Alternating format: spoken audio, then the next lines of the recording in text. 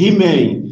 He-Man foi cancelado o filme live action do He-Man. O filme ia ser produzido pela Netflix, já teve um orçamento gasto sem ter feito nada na casa dos 30 milhões. Ou seja, o He-Man só trouxe prejuízo para a Netflix.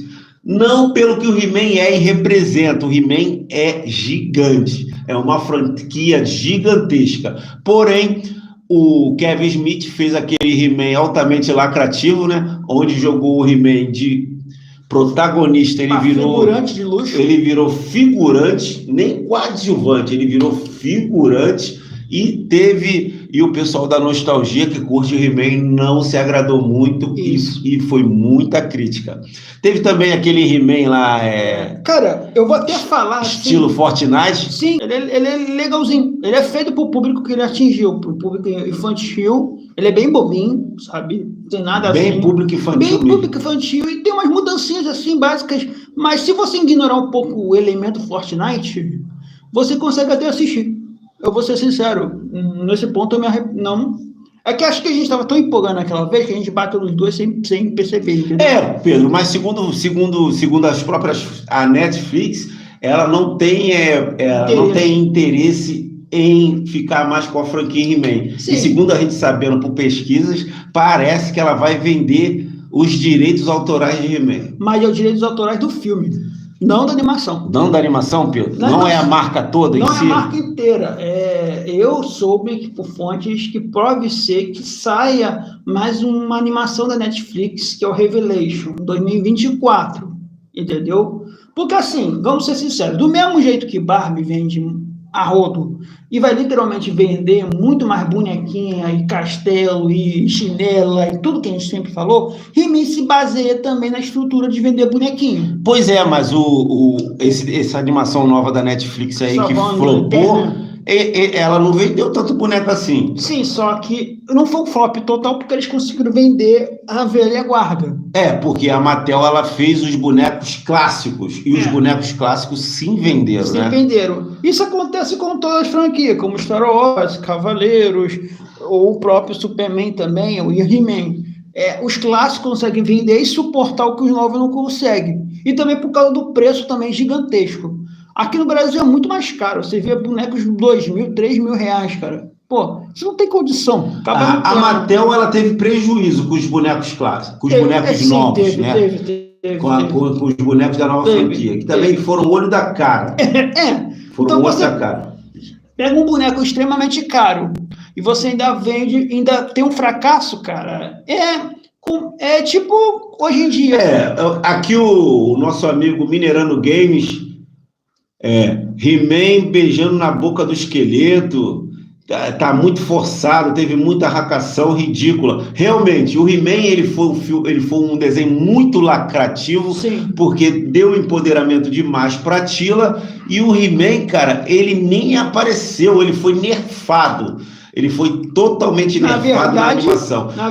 Teve uma hora que ele morreu, ele foi pro Paraíso de Eternia, e ela falou na cara dele, por mim você fica... E teve problema com o Kevin Smith, que ele teve problema, porque ele viu as críticas dos fãs e de absorver isso e melhorar, não. Ele começou a criticar e falar que os fãs que falavam isso estavam errados e não sei o que e tal. E, cara, você não pode... Olha, provavelmente o Kevin Smith, ele não assistiu o He-Man clássico.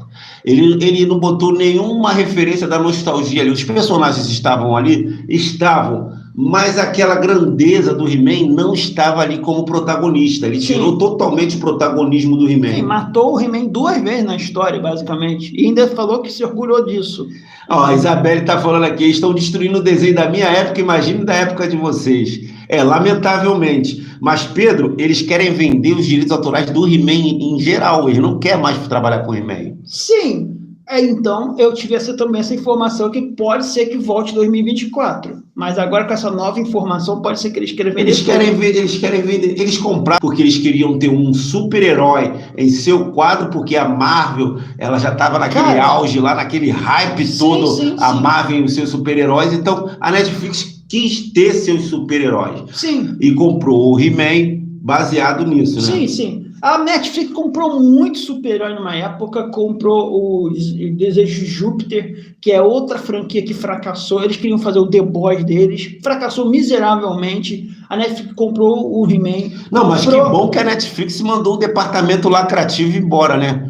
Agora ela está com outra mentalidade. Eu né? acho que não totalmente. Não totalmente. Né? Mas uma parte tem que cumprir a agenda, né? Tem que cumprir. Tanto que a Netflix também tinha isso aqui, ó. Eu botei ele especialmente por causa disso, ó. Cavaleiros. E ela deu o Cavaleiro para Crunchyroll na época para produzir a segunda temporada, que melhorou um pouquinho, mas ainda continua ruim. Então, assim, o que eu falei, cara, a Netflix tinha 2 canhão gigantes, e no futuro, se ela quisesse, podia até trazer o Thundercat, cara, e juntar com o He-Man. Imagine isso, uma animação bem feita. É verdade, se a Netflix traz... Mas aí é que tá, Pedro. Eles não querem trabalhar em cima da nostalgia. Embora a nostalgia tá mostrando na prática aí que ela se vende, eles não querem trabalhar na nostalgia. O maior exemplo agora a gente tem Barbie, que não é nostálgico, mas gera uma nostalgia.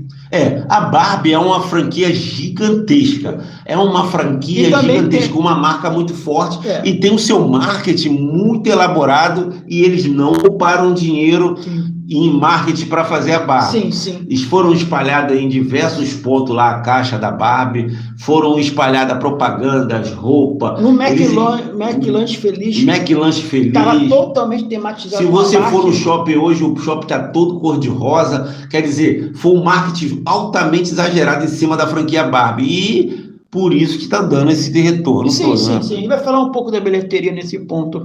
Isso trouxe algum tipo de lucro indiretamente não deu só prejuízo para a Netflix, também teve prejuízo para a Mattel. Para a Mattel também. Também porque a Mattel, como a Mattel ela é uma empresa extremamente feita só de brinquedo, no caso, ela literalmente, cara, ela para...